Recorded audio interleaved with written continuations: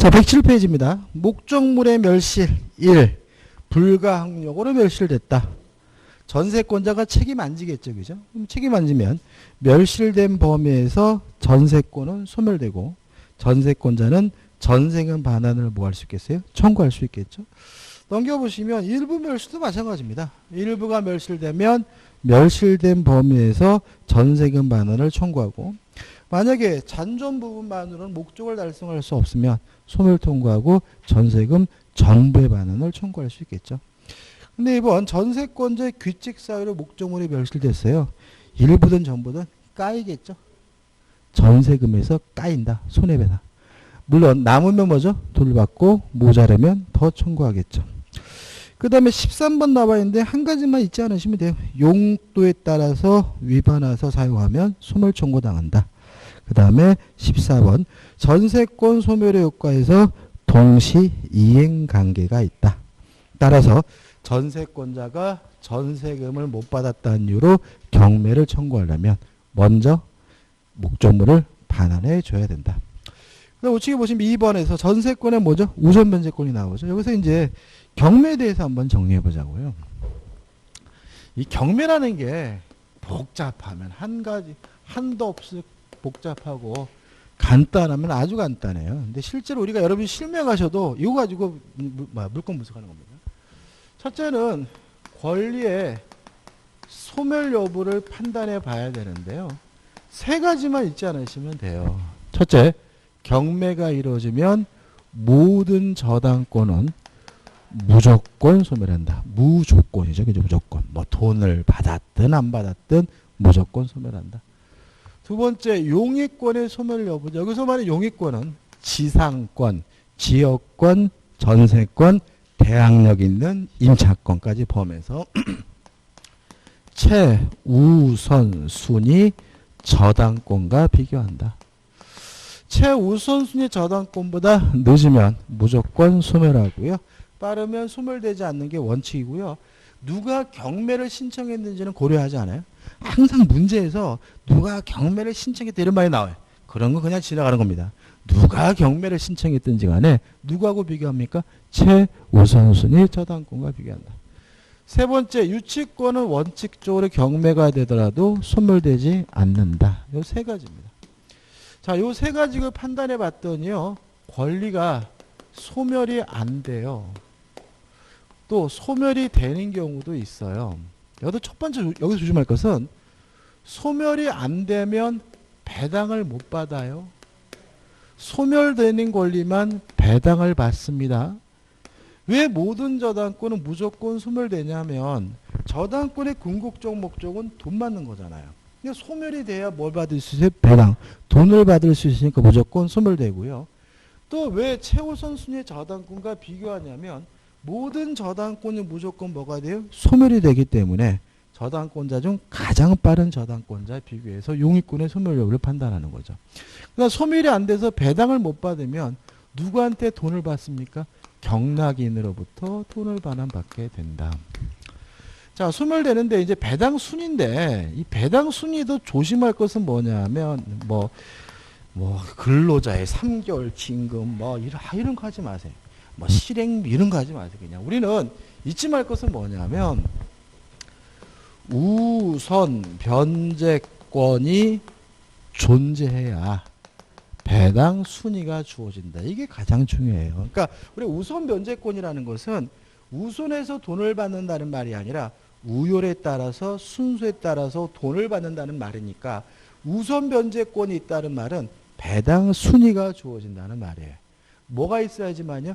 우선 변제권이 있어야 배당 순위가 주어지고요. 우선 변제권이 있는 권리가 만약에 등기된 권리면 등기된 시점을 기준으로 하고 확정 일자부 임차권도 우선 변제권이 있잖아요. 확정 일자일을 기준으로 해서 배당 순위가 결정된다. 끝이에요. 이게 전부입니다. 근데 이거를 막 1순위 지금 근로자의 3개월 징금 이렇게 쭉 이렇게 외워대면은 문제 풀 때 도움도 안 되고 그런 거 나오지도 않고 당해세 이런 것들도 의미 없으니까 신경 쓰지 않으셨으면 좋겠어요. 특히 당해세 같은 경우는 판례와 국세기본법이 충돌되어 있기 때문에 그러니까 판례와 법이 지금 배치되어 있기 때문에 문제 나올 수가 없는 부분이니까 신경 쓰지 않으셨으면 좋겠어요. 연습을 해봐야죠. 연습. 이것도 많이 할 필요 없어요. 그죠? 연습을 우리가 지금 몇 가지 합니까? 네 가지를 할 거예요. 그러니까 네 가지 다 기억해 두셔야 돼요. 첫 번째. 시험에 제일 많이 나오는 거죠. 자, 등기부 등본을 떼봤더니요. 1번 해가지고 갑 앞으로 저당권이 설정되어 있고 2번에서 을 앞으로 전세권이 3번에서 병 앞으로 저당권이 설정되어 있어요. 근데 병이 경매를 청구했네요. 경매를 신청했네요. 그러면 소멸 여부를 판단하게 되는데 첫째, 모든 저당권은 무조건 소멸된다는 원칙에 따라서 갑 저당권 소멸하고 병 저당권 소멸하죠. 전세권은요? 에이, 소멸한다죠. 그죠? 아이, 누구예요? 최우선순위잖아. 이게 넘어간다고. 이게 참 묘한 게 뭐냐면, 이게 놀라운 게, 우리는 안 하지만 쪽지 시험 같은 거 보잖아요. 이렇게 열심히 설명드리고 쪽지 시험 보잖아요. 맞춰보면은 80%가 틀려. 어떨 때는 개기나 뭐 이런 생각이 들 정도로 왜 그럴 정도로 그냥 죽어라 틀리는 분이 있어요. 그렇죠? 누가 경매를 신청했는지는 뭐예요? 고려하지 않습니다.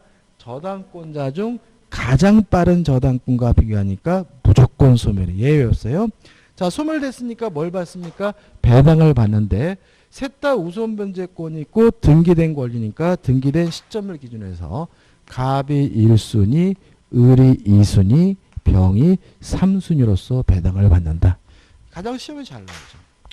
두 번째는 잘 안 나오는데 그래도 좀 비교해 보자고요. 자, 등기부 등본을 떠봤더니요. 1번에서 갑 앞으로 전세권이 있어요. 2번에서 을 앞으로 저당권이 있고 3번에서 병 앞으로 저당권이 있는데 자, 병이 경매를 신청했습니다. 첫째, 모든 저당권은 무조건 뭐가 돼요? 소멸되니까 을 소멸하고 병 소멸하네요. 전세권 소멸해요? 안 해요? 안 하겠죠. 왜요? 최우선순위 저당권보다 빠르니까. 1순위로 배당받는 사람이 누구예요?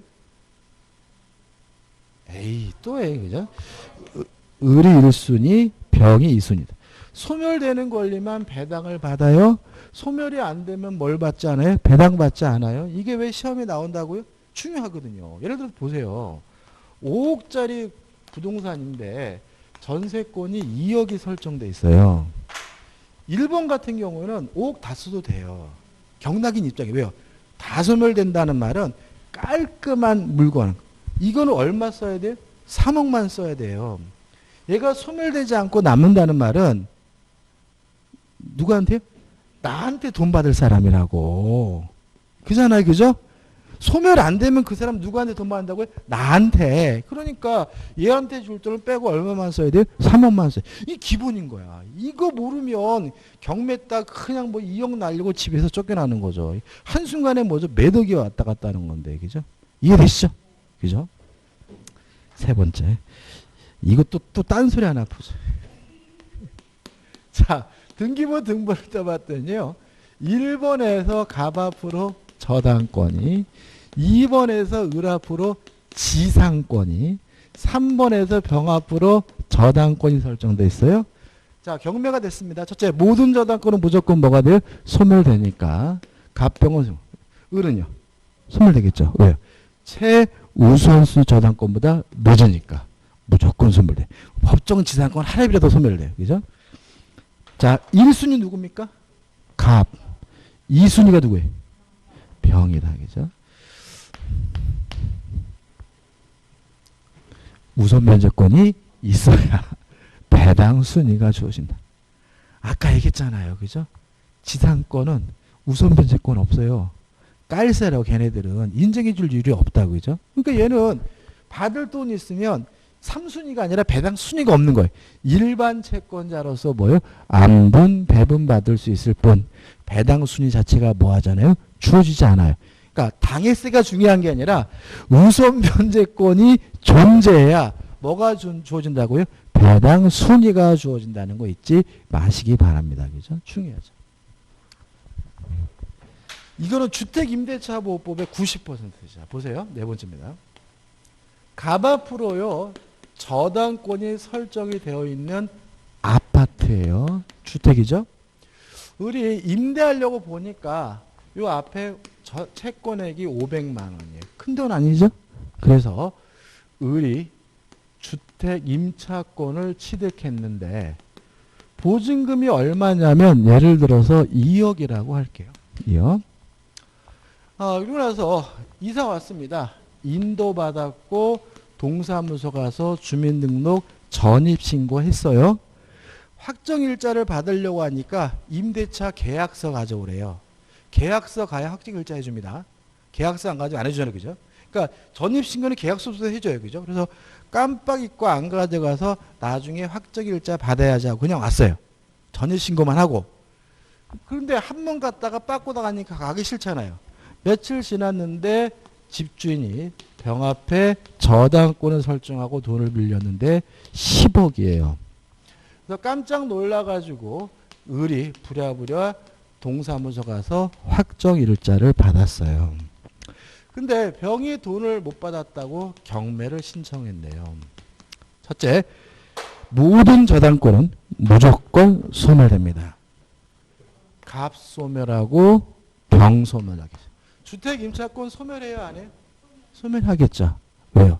최우선순위 저당권보다 늦었으니까 무조건 소멸합니다. 이해해 보세요. 자, 배당을 받습니다. 1순위가 갑이에요. 2순위가 누구예요? 병, 을이 뭐죠? 3순위다. 자, 확정일자를 하게 되면 주택 임차인에게 뭐예요? 우선 변제권이 인정되잖아요. 그 말은 확정일자를 기준으로 해서 배당 순위가 결정된다는 말이에요.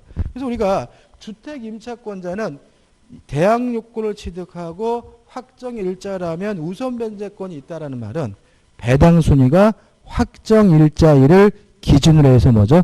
결정된다는 얘기에 불과한 거예요. 자, 그럼 큰일 났죠.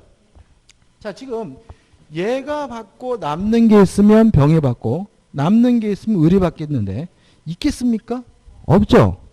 이때 을이 지금 2억을 뜯기게 생겼잖아요. 어떻게 행동을 해야 위험에서 벗어나느냐. 여기까지 이해하시죠. 어떻게 해야 돼요? 위험에 벗어날 수 있어요. 여기서 이 사람이. 어떻게 해야 돼? 전에 수업 시간 했는데. 어떻게 해야 됩니까? 자, 우리가 저당권이 설정된 후에 권리를 취득한 사람을 우리가 제3취득자라고 하죠. 자, 이 사람도 저당권이 설정된 후에 주택 임차권을 취득했으니까 제3취득자예요. 제3취득자는 변제할 수 있습니다. 채무자가 뭐 하더라도 반대하더라도. 그래서 을은 빨리 갑에게 500만 원을 변제를 해야 돼요. 변제라면 저당권이 뭐가 돼요? 소멸이 되고 그러면 최우선순위 저당권이 누구로 바뀌죠? 병으로 바뀌니까. 그죠? 경매가 되더라도 을 주택 임차권은 뭐 되지 않아요? 소멸되질 않아요. 따라서 2억 원 전액을 누구한테 받으면 되죠? 경락인한테 받으면 되는 거다. 그러면 여기까지 기억하세요. 그럼 언제까지 돈을 갚아야 되느냐? 언제까지 갚아야 되느냐? 우리 판례는 경락인이 경락대금을 완납할 때까지면 갚으면 된다는 것이 우리 판례 입장인 거예요. 이해되시죠? 그래. 저번에 수업했는데. 이해되시죠? 그죠? 여기까지 이해해야 주택임대차보호법이 끝나는 거예요.